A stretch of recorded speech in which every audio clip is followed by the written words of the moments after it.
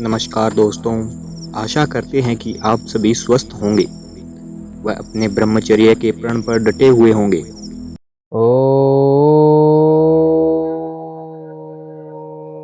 विश्वानि देव सवितर्दुरितानि परासु वा यद्भद्रं तन्न आसु वा। ओम सादर नमस्ते जी, ब्रह्मचारी विद्यादेव नैष्टिक। और आज हम आपको ब्रह्मचर्य की दिनचर्या क्या होती है और कैसे हमें ब्रह्मचर्य का पालन हम कर सकते हैं ठीक प्रकार से, इस बात पर हम विचार करेंगे कि कैसे हम ब्रह्मचर्य का पालन कर सकते हैं और कैसे हम अपने ब्रह्मचर्य के व्रत को ठीक से पालन कर सकते हैं। तो ब्रह्मचर्य को मुख्य रूप से हमें ये होना चाहिए कि ब्रह्मचर्य को कभी भी किसी भी लड़की से संबंध नहीं बनाना चाहिए, ना हस्तमिथुन करना चाहिए। तो ब्रह्मचारी को इन चीजों पर, और 4 बजे उठ जाना चाहिए। 4 बजे के बाद ब्रह्मचारी को नहीं सोना चाहिए। तो 4 बजे के बाद ही अधिकांश ब्रह्मचारी शुरू होता है। 6 बजे तक सोते रहते हैं, वे ब्रह्मचारी कभी नहीं बन सकते। इसलिए रात्रि में जल्दी शयन, प्रातःकालीन जर्नी अभ्यास डालना चाहिए कि हम सुबह जल्दी उठ जाएं, सुबह 10 बजे से पहले सो जाएं और फिर 4 बजे उठ जाएं। ऐसा हमें अपना अभ्यास डालना चाहिए कि हम 4 बजे उठ जाएं और 10 बजे सो जाएं और 4 बजे उठ जाएं। ऐसा हम अभ्यास डाल लेंगे तो हम ब्रह्मचर्य पालन हमारा बहुत अच्छे तरीके से हो जाएगा।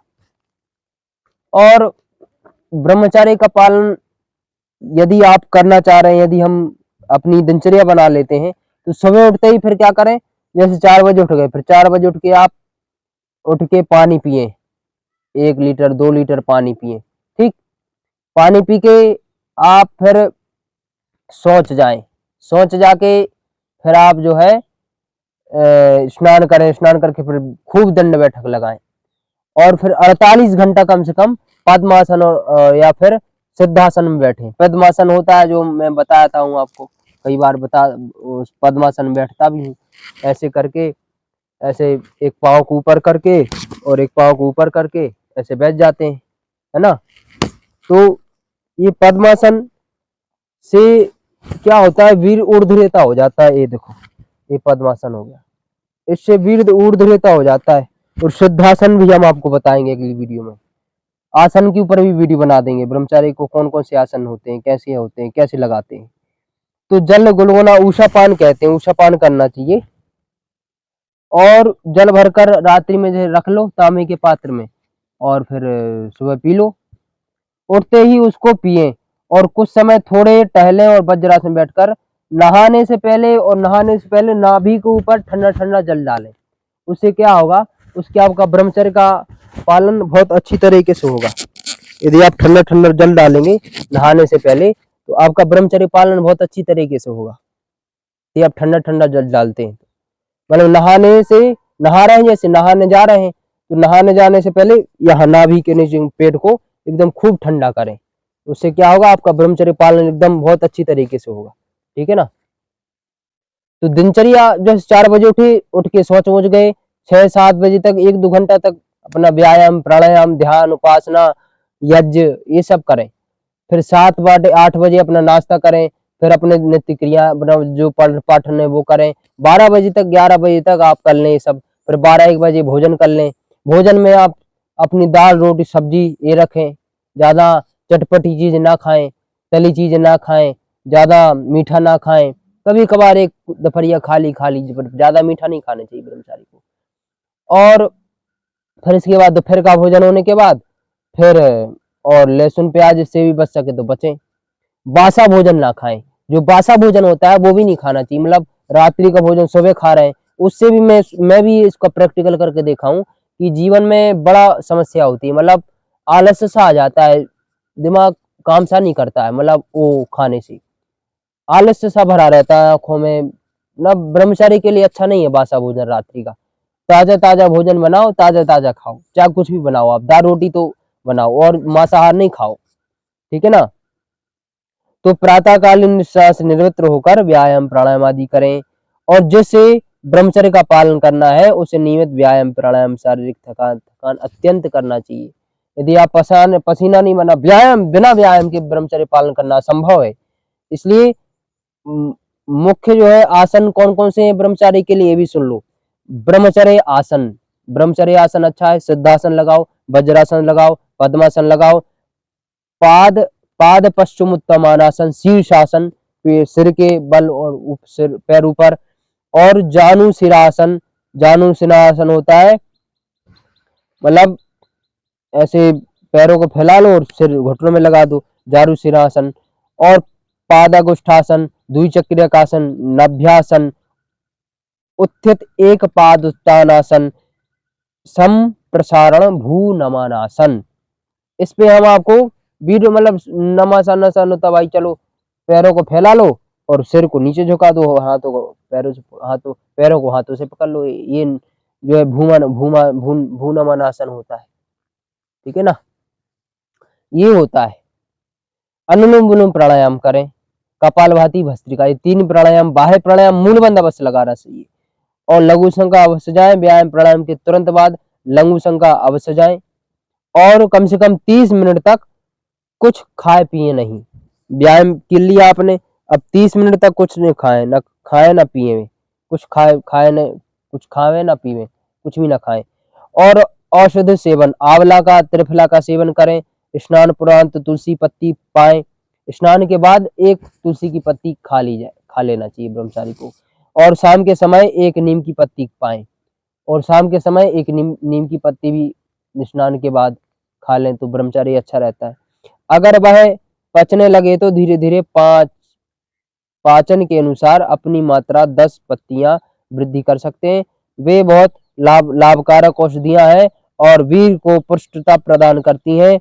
और आयुर्वेद चिकित्सा के परामर्श के अनुसार दोनों कुछ दिनों में ही, आयुर्वेद परामर्श के अनुसार, यदि हम भोजन के बाद एक तुलसी के पत्ता, एक नीम का पत्ता का सेवन करते हैं तो हमारे आयुर्वेद परामर्श के अनुसार हमारे वीर में पुष्टता आ जाती है और ब्रह्मचर्य मजबूत होने लगता है। ये हमें ध्यान रखना है। भोजन के बाद एक तुलसी का पत्ता, एक नीम का पत्ता रोज खाना। जब वो पचने लगे तो धीरे धीरे आप अधिक बढ़ा दो। अब ये आपको मैं लगभग 10 से 11 बातें बहुत मुख्य बता रहा हूं, उनको लिख लो और रोज पढ़ो और उनका पालन करो। पहली बात कौन सी है? सूर्य नमस्कार अवश्य करो, मूलबंद अवश्य लगाओ। ब्रह्मचर्य में बहुत सहायक है सूर्य नमस्कार और मूलबंद। मूल को ऊपर खींच के रखना, मूलबंद। बाह्य प्राणायाम जो हमने आपको वीडियो भी डाल रखा है, बाह्य प्राणायाम कैसे करते हैं। प्राणायाम हमने इस पर सर्वांगीण हर प्रकार के स्वास्थ्य के लिए प्राणायाम, इस पर हमने वीडियो डाला है, आप देख लेना, ठीक है। मैं डिस्क्रिप्शन में भी दे दूंगा इसका लिंक।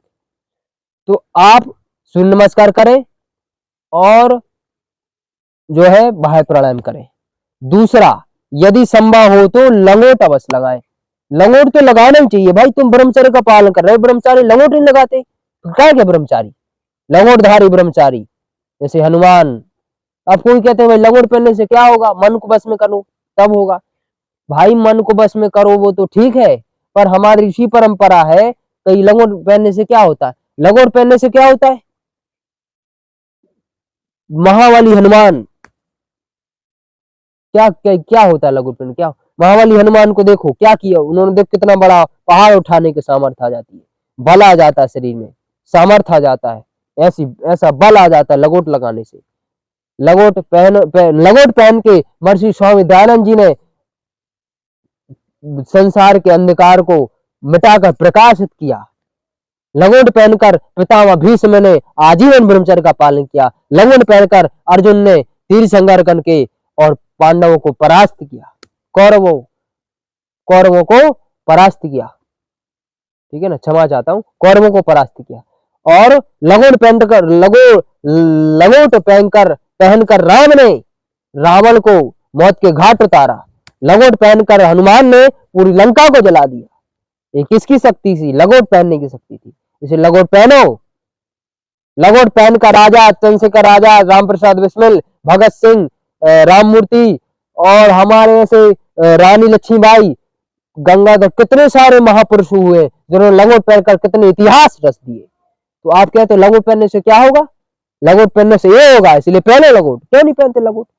भाई तुम ब्रह्मचर्य का पालन करो, लंगोट नहीं पहनते, धिक्कार है तुम पे। इसलिए लंगोट पहनो, और यदि हो सके तो खड़ाऊ भी पहनो, ठीक है ना। खड़ाऊ जो हम पहने हुए हैं, देखो पहने हुए नहीं पहने हुए, खड़ाऊ पहनो यदि हो सके तो। ब्रह्मचर्य पालन करने वाले साधक को कभी दिन में सोना नहीं चाहिए। यदि आपको ब्रह्मचर्य पालन करना है, आप ये चाहते हैं ब्रह्मचर्य का पालन करूं, तो दिन में बिल्कुल ना सो कभी भी।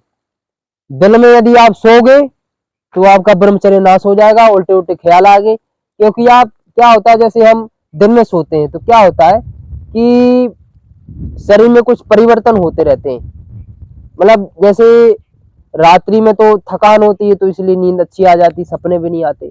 दिन में सोने से थकान नहीं रहती, एक आलस सा थोड़ा बहुत आया और हम सो गए। उससे क्या होता है, स्वप्न दोष की समस्या, दिन में भी हमें स्वप्न दोष हो जाता है, दिन में वीर्य निकल जाता है मूत्रेंद्र से। तो हमें दिन में नहीं सोना चाहिए, दिन में सोने से बचना चाहिए ब्रह्मचारी को। और रात्रि में नींद पूरी नहीं हुई हो तो 1 घंटा, भाई रात जैसे रात्रि में कोई कभी 2 घंटे 3 घंटे जग गए तो 1 आध घंटा सो सकते हैं, पर ज्यादा नहीं सोना चाहिए। लघु शंका से निवृत्त होकर अब रात्रि में आप सोने जा रहे हैं, भोजन से सोने से 1 घंटा पहले भोजन कर लेना चाहिए। सोने से 1 घंटा पहले में से दो सोने से 3 घंटा या 2 घंटा पहले भोजन कर लेना चाहिए। और सोने से 1 घंटा पहले दूध का पान करो, दूध पियो। दूध पियोगे तो ब्रह्मचर्य आपका बहुत मजबूत रहेगा, बल में, शरीर में शक्ति आएगी, सामर्थ्य आएगी, और बहुत शक्ति आएगी, बलवान बन जाओगे, तेजवान, ओजवान, वीरवान। तो खुलकर यदि संभव हो तो बाएं करवट सो, यदि हो सके तो बाएं करवट भी सोना चाहिए ब्रह्मचारी, यदि हो सके तो बाएं करवट सोए, बाएं करवट ही सोना चाहिए ब्रह्मचारी को। बाएं करवट, बाया, ये दाया है बाया, ऐसे सोना चाहिए, ऐसे ब्रह्मचारी को सोना चाहिए। इससे ब्रह्मचर्य मजबूत होता है, स्वप्न दोष की संभावना नहीं होती। और लघु शंका और सोच के भी, अब लघु शंका कोई क्या करते हैं कि भाई जैसे व्यायाम कर रहे हैं, व्यायाम करते समय लघु शंका आ गया, जिम कर रहे हैं, दौड़ रहे हैं, भाग रहे हैं, लघु शंका आ गया, लघु शंका को रोज रोक के रखेंगे। नहीं, रोकना नहीं है। कोई काम कर रहे हैं, पेशाब आ गया, पेशाब को रोक के रखे हुए, नहीं रोकना। उससे क्या होगा, आपका ब्रह्मचर्य नाश हो जाएगा, समझ रहे।